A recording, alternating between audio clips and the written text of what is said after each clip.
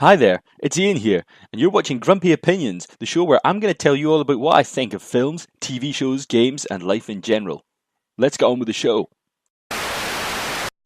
Star Trek Discovery is a Star Trek show about the crew of the USS Discovery, and they're deeply embroiled with secret space police, a time-travelling person, and a whole load of weird things going on. Episode 8, if memory serves, starts off with a montage of clips from the original Star Trek pilot, The Cage, showing Captain Pike and Spock on Talos 4, where they meet like big-headed aliens and a cute blonde lassie called Vina, and clearly Pike's been thinking back about things. Then we find out that Captain CIA and Emperor G are still arguing about what's going to happen, and he's in the bad books because Burnham escaped last week, and of course the Emperor's capitalising on that, so they decide to search for the shuttle, but get the Discovery not to do that since they reckon that Michael might reach out to them, so they'll just keep an eye on it. So they tell Pike to stay put and make up some lie about how Michael found Spock and then did a runner when they tried to communicate with her. But Pike's suspicious and he wants to help. But, he's like, nah, look through the debris for like that future Matrix probe for parts. So they get on with that. And far off in space, like Burnham and Spock are on that shuttle, and he's still a bit out of it, and they arrive at Talos 4.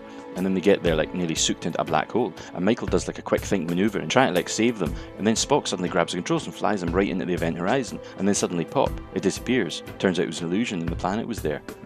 Tricks the aliens. And then they land and she goes out and like sees some singing flowers, and then she sees like a blonde lady going into the shuttle. And it turns out that she actually knows Spock because she's also the blonde lady who was in the intro sequence, Vina. And it tells Mike to go and beam under the planet with Spock, and then we get to meet the Talosians. And it turns out the Talosians are the same big-headed aliens that we saw, and they want to do like a deep brain look on Spock and fix his brain, since it turns out he's going nuts because what's actually happening is he's experiencing time all wrong, like a liquid instead of a line. And he's going to go end up totally mad because his brain can't handle it, but they can fix him.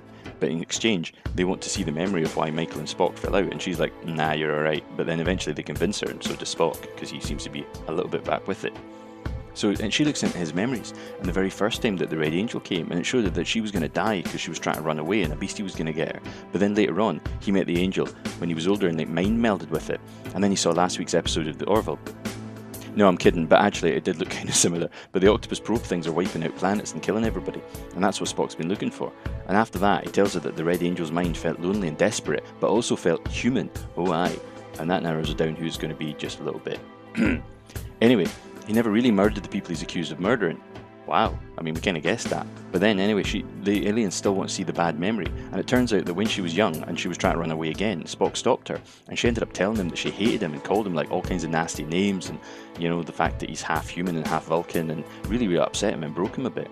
And obviously she's sorry now, and he understands why she did it, sort of, but maybe not how sorry she was. But so they kind of make up a little bit, and things are maybe a wee bit better, but I mean, that's a lifetime of hurt, so anyway, we'll see. Meanwhile, back on the Discovery, they're still looking through the wreckage, and they've only found shuttle bits, and there's no sign of the probe at all, which is strange. There's something weirder. There have been bad secrets, have been sent in, by somebody secretly. Now, who could that be?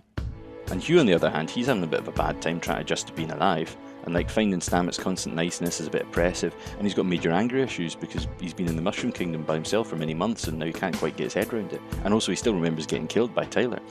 And, at first he can't stand having his favourite dinner for him, and then he storms off and, picks a fight with Tyler, trying to get revenge for, mock murdering him back in the day. But anyway, it all comes to nothing and very little gets resolved. And anyway, while that's happened, Pike gets visited by a projection of Vina, who ends up saying that, she misses him and she wants to talk about Michael and Spock. And they give them, a quick rundown of the sitch and, use projections because they know that Section 31 will be watching all communications.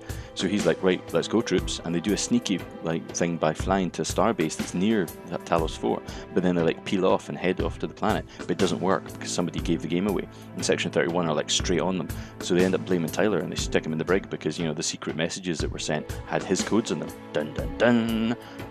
And anyway, they get to the planet, and both them and the Section 31 ship lock on. And that means that, if they both try and beam up the people at the same time, they'll end up just getting, zooped apart. And then Vina pops into Pike's head and says, no, just let them take him, it's okay, don't worry, trust me. And then the bad guys do that, and then they fly off, cackling with glee, only for, a secret shuttle to, stealth its way up to the Discovery with the real Spock and Michael on it. Because bazinga, it turns out the other ones were fake projections.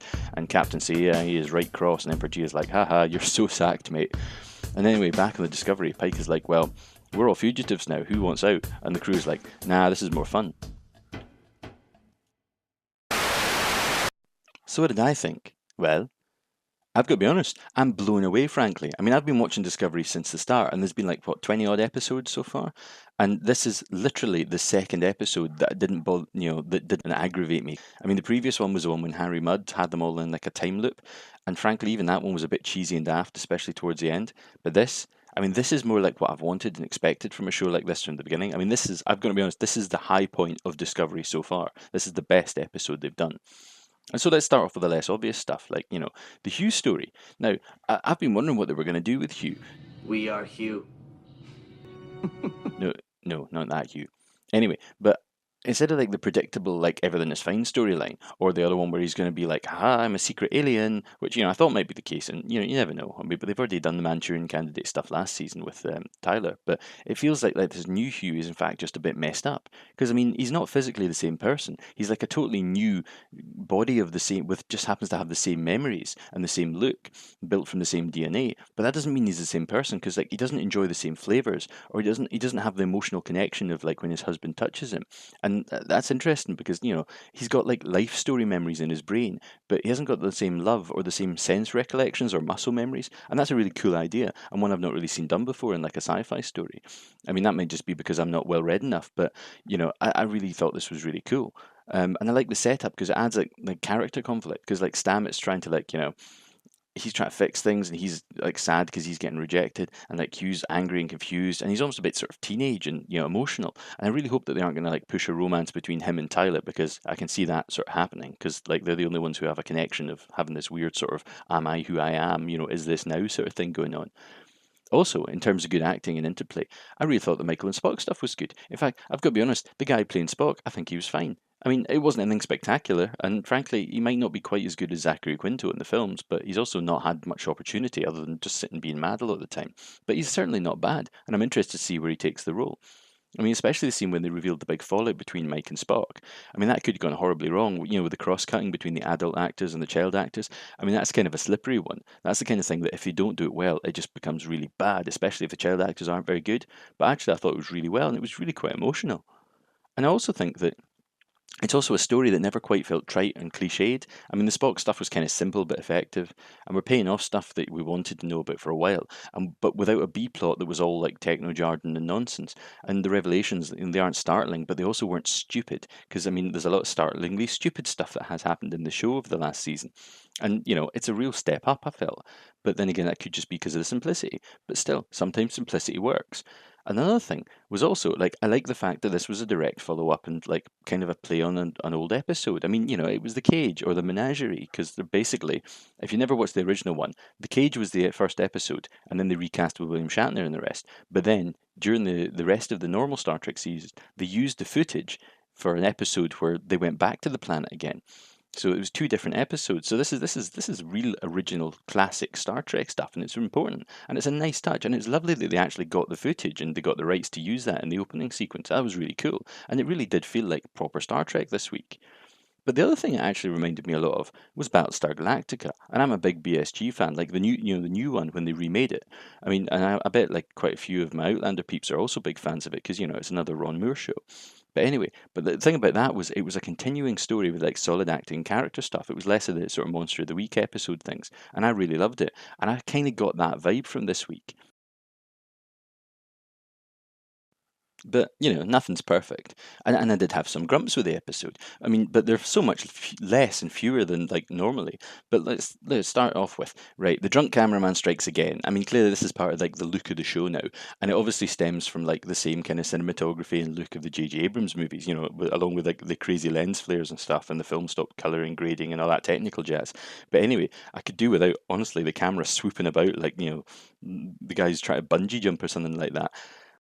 Moving on, another thing that bugged me is despite the homages to the TOS, that's the original series, the Talosians in Vina, they looked a bit naff, and the Talos 4 set looked a wee bit cheap. I mean, obviously the location looked fine, it was clearly a quarry somewhere, but like you're trying to sort of tie into the old show, and I know you're being a bit fan servicey, and I'm not a huge fan of the new Talosian look because I think actually they should have gone closer to the original look. Because if you watch the original footage, I mean, clearly it was people with like big balloon sort of veiny brain heads, and they'd gone for that sort of classic '60s alien look. But in this one, they've gone for sort of more symmetrical heads that look like more like a bone structure or something, and sort of relights when they do the psychic stuff instead of like the sort of the pulsating veins that were in the head of the old ones. And I just felt like it was a little trying a little hard to be different when they could have actually just gone more samey.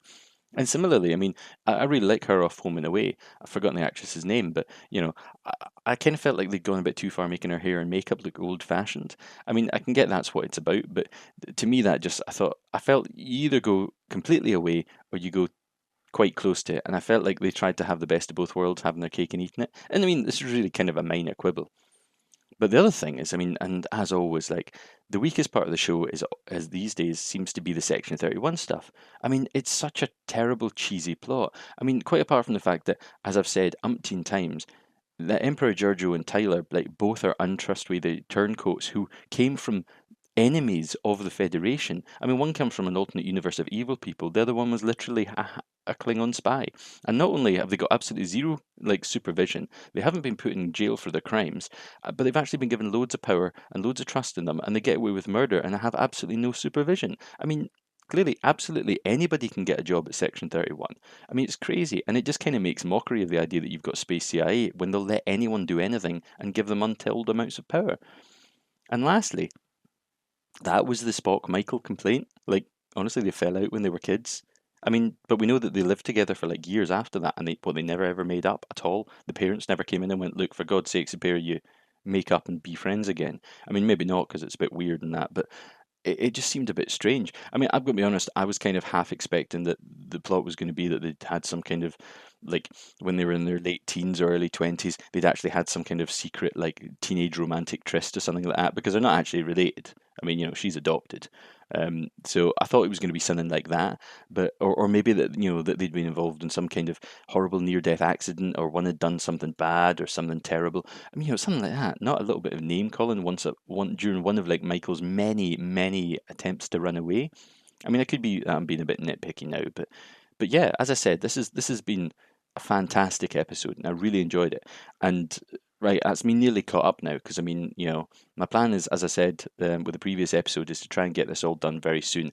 There's one episode to go. I've not watched it yet, the latest one, but I'm going to try and watch that today, get it written up, get it recorded, and then literally I'm just going to hammer these all out, all the videos together, because that's my process. Is I like to do it. I watch the episode, I write it up, and then I record it all. And sometimes I record it all in the same day, and sometimes I edit it up differently at different times. But I always try and make sure and watch the episode and write it up before I write the next one, just in case the next one spoils something or gives something away. Because if I'm wrong, I'm wrong. Even if I'm recording these 2 or 3 weeks late, I want you guys to know that if I made a mistake or if I saw something like and figured something out early, I want you to know that I did that honestly. Like because I can hold my hands up and say sometimes I make daft mistakes and predictions and stuff that's complete nonsense, and sometimes I'm right. But that's just the way it goes. But anyway, until next time, I've been Ian, and these have been slightly less than grumpy opinions.